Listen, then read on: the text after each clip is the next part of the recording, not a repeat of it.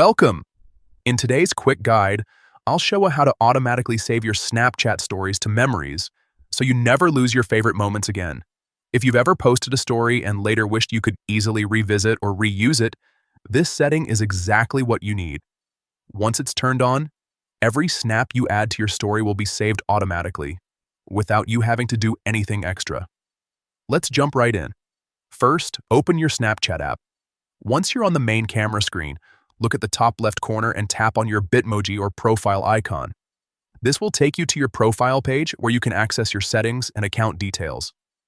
Next, in the top right corner of your profile screen, tap on the settings icon.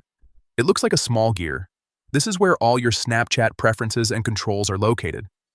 Now scroll down through the settings menu until you find the section labeled Privacy Control. Under that section, tap on Memories. This is where Snapchat manages how your snaps are stored and saved. Inside the Memories settings, look for the option called Auto Save My Story Snaps. Go ahead and tap on it. You'll now see different saving options. To make sure your story snaps are automatically saved, select Auto Save to Memory.